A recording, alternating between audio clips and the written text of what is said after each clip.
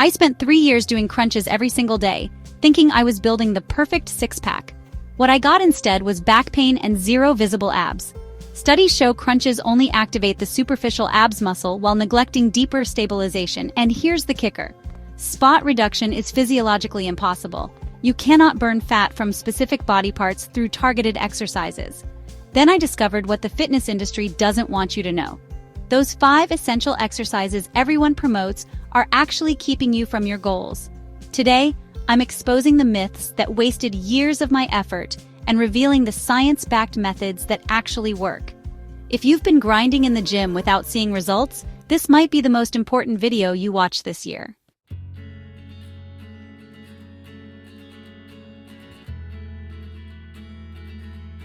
Let's start with the biggest misconception that keeps people trapped in ineffective routines.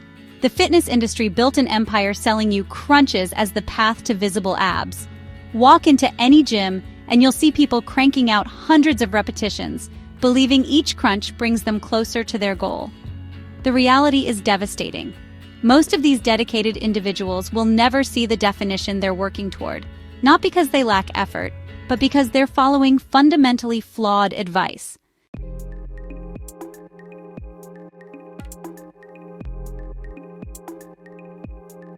The problem centers on 2 critical failures. First, your body cannot selectively burn fat from your midsection, regardless of how many crunches you complete. The American Council on Exercise Research confirms that spot reduction is physiologically impossible. Fat loss occurs systematically throughout your entire body based on genetics, hormones, and overall caloric balance.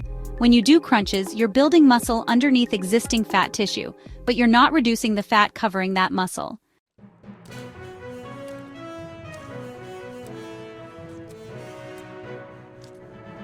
Second, traditional crunches only activate the rectus abdominis, the superficial muscle that creates the six-pack appearance. Meanwhile, your transverse abdominis, internal obliques, and deep stabilizing muscles remain largely inactive. This selective muscle activation means you're missing the foundation of true core strength while potentially creating problems.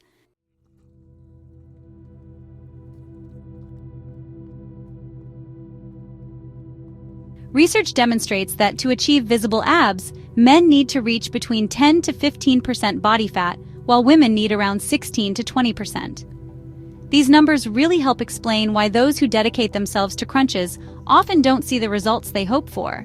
You see, a person carrying 25% body fat could do 1,000 crunches every day and still not have any visible abdominal definition.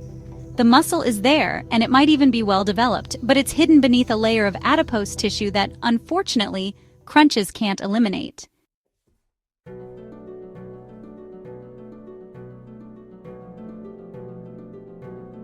The biomechanical consequences of crunches go beyond just missing aesthetic goals.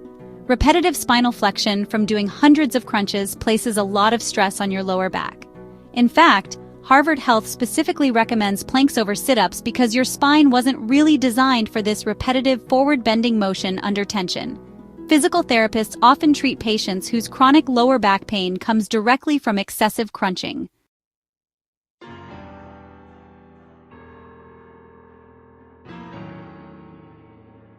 EMG activity research reveals that compound movements dramatically outperform crunches when it comes to core activation. When you perform a deadlift, your entire core activates to stabilize your spine against heavy resistance. This activation pattern actually mimics real-world demands on your core, unlike the isolated movement of crunches. Planks activate your whole core while teaching proper spinal alignment, and dead bugs train core stability while allowing you to move your limbs independently.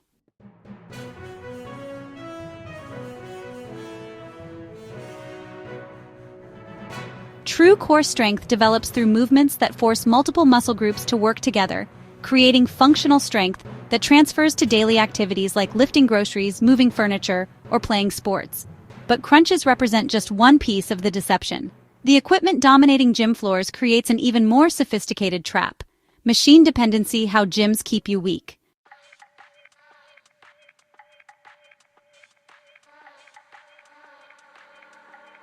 That gleaming row of machines dominating every gym floor represents one of the fitness industry's most profitable deceptions. These mechanical marvels, with their cushioned seats and guided movement paths, generate massive revenue streams while systematically weakening the people who use them. The marketing message remains consistent across every commercial gym. Machines provide safety and effectiveness that free weights cannot match.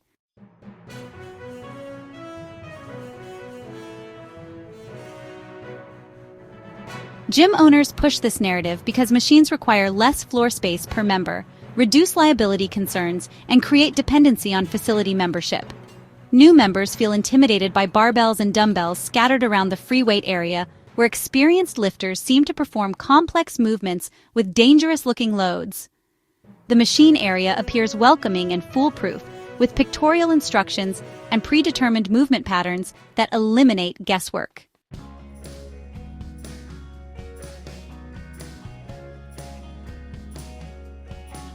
This comfort comes at a devastating cost to your strength development. Machines guide your movement but reduce stabilizer muscle engagement, whereas free weights force your core to stabilize under load, building real-world strength.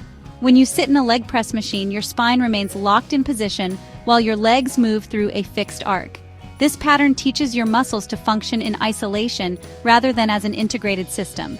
Your stabilizing muscles, the small but crucial muscles responsible for balance and coordination, remain completely inactive during machine exercises.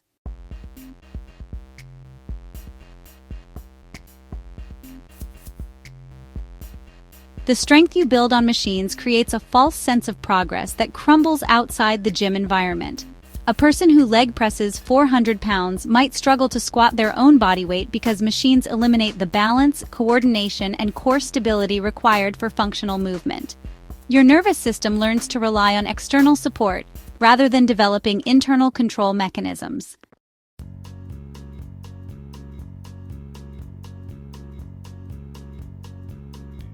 Studies show free weights activate nearly half again as many muscle fibers compared to their machine counterparts. When scientists measure muscle activation during barbell squats versus leg press machines, the squat produces 40% greater overall muscle activation. This increased activation extends beyond the primary movers to include dozens of stabilizing muscles throughout your core, back, and supporting structures.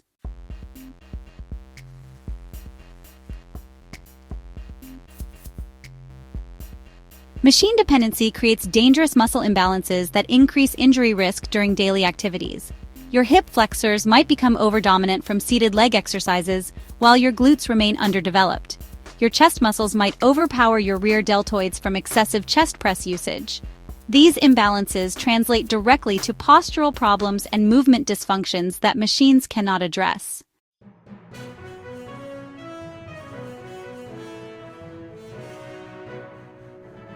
Free weights develop proprioception, your body's ability to sense position and movement in space. Every free weight exercise challenges your balance and coordination, forcing your nervous system to make constant micro-adjustments. This training improves your ability to react to unexpected situations, whether you're carrying groceries upstairs or catching yourself from a stumble.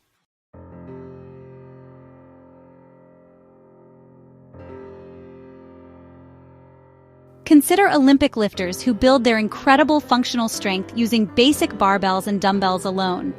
These athletes rarely touch machines during training, instead focusing on movements that demand full body coordination and maximal muscle activation.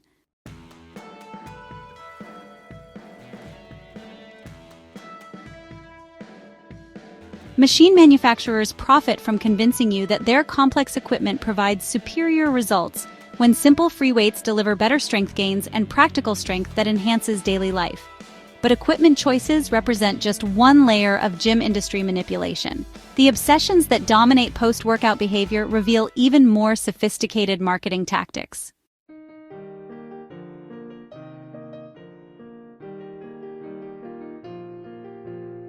Watch any commercial gym during peak hours, and you'll witness a peculiar ritual. Dozens of people frantically gulping protein shakes in locker rooms, their faces twisted with urgency, as if missing this narrow window would completely negate their workout. This post-exercise panic stems from one of the supplement industry's most profitable myths, the anabolic window that supposedly slams shut within 30 minutes of your last rep. Title: The Protein Window Panic: Why You Don't Need to Sprint to Your Shake.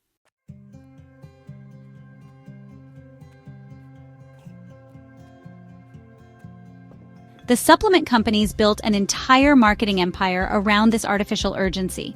They convinced millions of gym-goers that muscle protein synthesis operates like a strict deadline, creating a narrow opportunity that demands immediate action. Walk through any fitness store and you'll find pre-mixed shakers, expensive rapid absorption formulas, and marketing materials emphasizing the critical importance of post-workout timing. This messaging transforms a simple biological process into a source of stress and expensive dependency.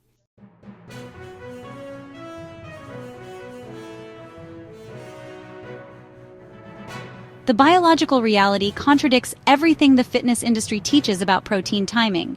When you complete a resistance training session, your muscle protein synthesis doesn't spike briefly, then crash within minutes. Instead, this process remains elevated for 24 to 48 hours after your workout ends.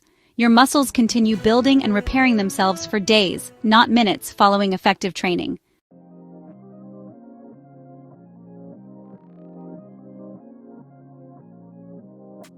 Research demonstrates that a dose of 20 to 40 grams of protein post-workout sustains muscle repair for the next 2 days, so don't stress about a 30-minute window. The extended response window shows that your body can utilize protein for muscle building far longer than supplement marketing suggests. This flexibility eliminates the scientific justification for post-workout protein panic.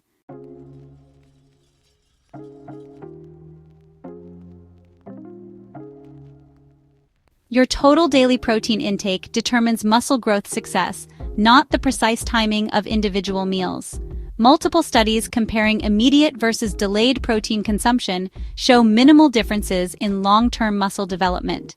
The researchers consistently find that people who spread their protein throughout the day and meet their daily targets achieve better results than those obsessing over post-workout timing precision.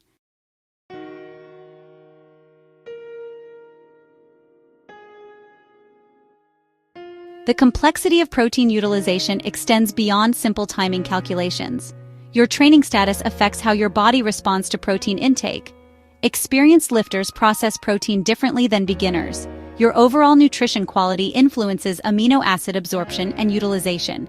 Sleep patterns, stress levels, and hydration status all impact how effectively your body uses dietary protein for muscle building.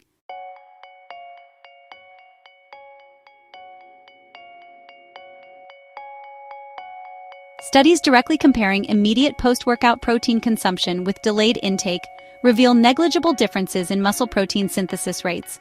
Participants who waited several hours to consume protein showed nearly identical muscle-building responses compared to those who drank protein shakes immediately after training.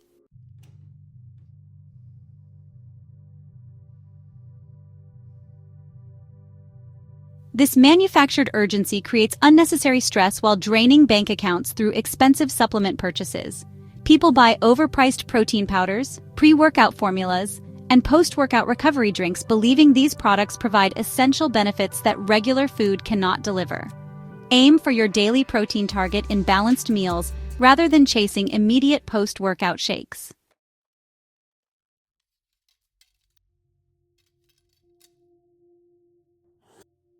Your body operates on longer timescales than supplement marketing suggests. Muscle adaptation occurs over days and weeks, not minutes and hours. This understanding reveals another fundamental misconception about how frequently you need to train for optimal results.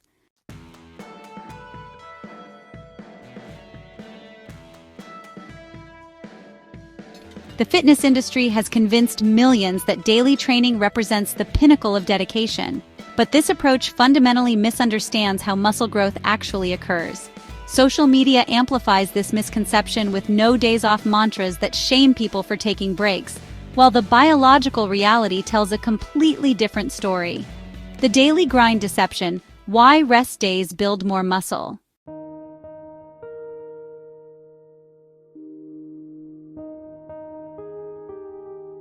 Your muscles don't grow during workouts. Exercise actually breaks down muscle tissue through microscopic tears in muscle fibers. The growth occurs afterward, during rest periods when your body repairs this damage and builds additional protein structures to handle future stress. Without adequate recovery time, your body cannot complete this rebuilding process, leaving you weaker despite increased training volume.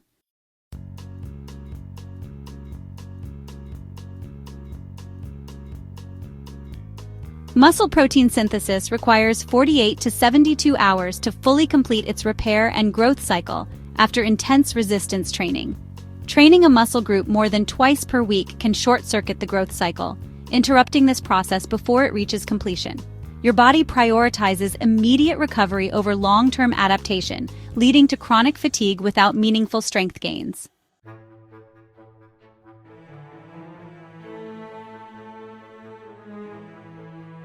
Overtraining syndrome represents the extreme end of excessive training frequency, but subtler forms of training excess affect millions of gym-goers.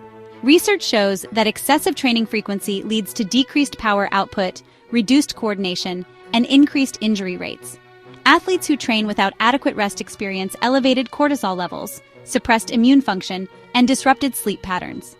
These physiological markers indicate that the body interprets excessive training as chronic stress rather than positive adaptation stimulus.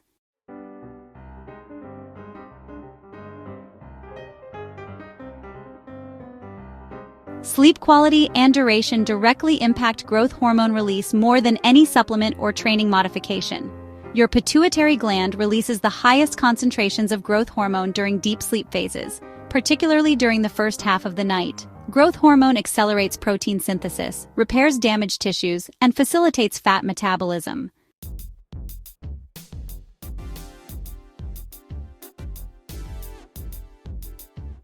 Your nervous system requires recovery time separate from muscular recovery. Intense training fatigues your central nervous system, reducing coordination, reaction time, and force production capacity. This neurological fatigue explains why people feel clumsy or weak during periods of excessive training frequency. Rest days allow your nervous system to restore neurotransmitter levels and improve signal transmission between your brain and muscles.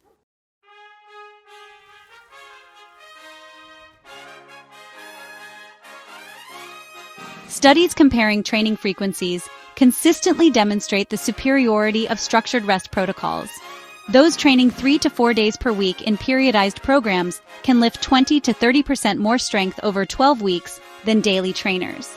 The rest day groups maintain higher training intensity, experience fewer injuries, and show greater long-term adherence to their programs.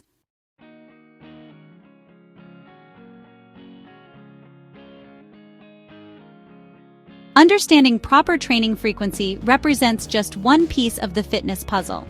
However, even perfect training programming becomes meaningless when people believe they can overcome the most fundamental factor determining body composition through exercise alone.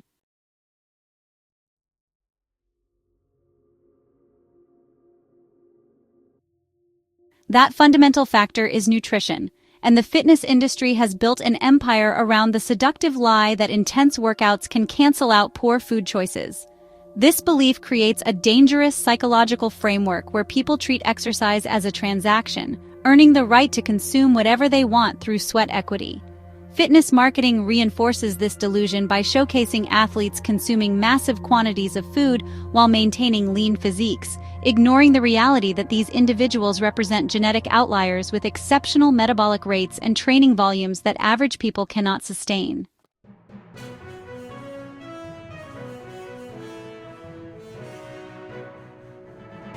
The mathematical reality destroys this fantasy immediately. Consider the stark contrast between calorie consumption and expenditure rates. You can consume 500 calories from a large muffin in 3 minutes, but burning those same calories requires 45 minutes of intense cycling. Most people can't outrun their fork when faced with this disparity.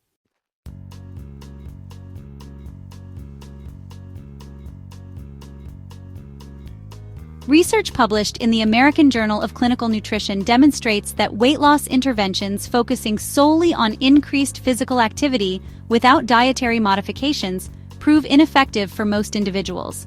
The data reveals that exercise alone produces minimal weight loss results, regardless of training intensity or duration. Meanwhile, studies consistently show that weight loss occurs through approximately 75% dietary modifications and 25% exercise contributions, contradicting popular fitness culture beliefs that position exercise as the primary fat loss tool.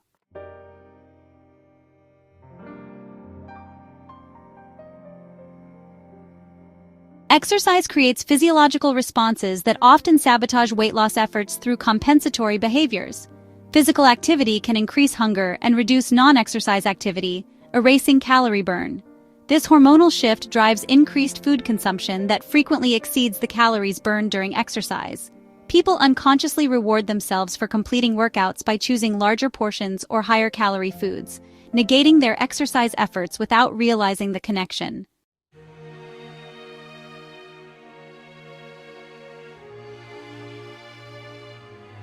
When you increase deliberate exercise, your body compensates by reducing non-exercise activity thermogenesis, the calories burned through fidgeting, posture maintenance, and daily movements. Your body maintains energy balance by becoming more efficient and reducing spontaneous movement outside the gym, diminishing the net caloric impact of your training sessions.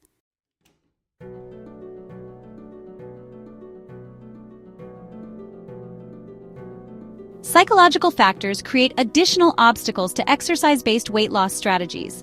Research published in the International Journal of Obesity reveals that people consistently overestimate calories burned during exercise while underestimating calories consumed through food. This dual misconception creates a perfect storm where individuals believe they've created large caloric deficits when they've actually maintained or exceeded their daily calorie needs.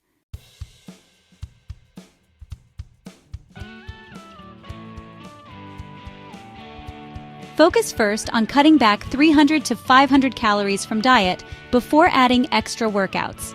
Sustainable fat loss requires addressing nutrition as the primary factor while using exercise as a valuable but secondary component for health, strength, and body composition improvements. These interconnected myths about Crunch's machines, protein timing, daily training, and exercise supremacy create a web of confusion that keeps people trapped in ineffective routines.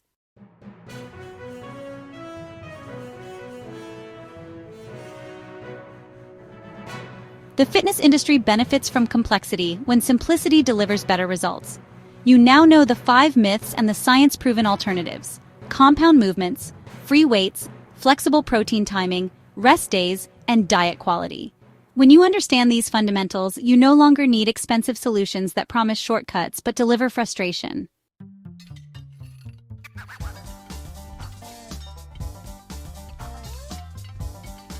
This week, swap crunches for a plank hold, cheat the protein window by meeting your daily target, and schedule 2 rest days. People who follow a balanced diet and strength train 3 times per week cut body fat by 5 to 7% in 12 weeks, per clinical trials. You now possess the knowledge to make informed decisions, instead of following profitable misinformation. Stop wasting time on ineffective practices that benefit everyone except you.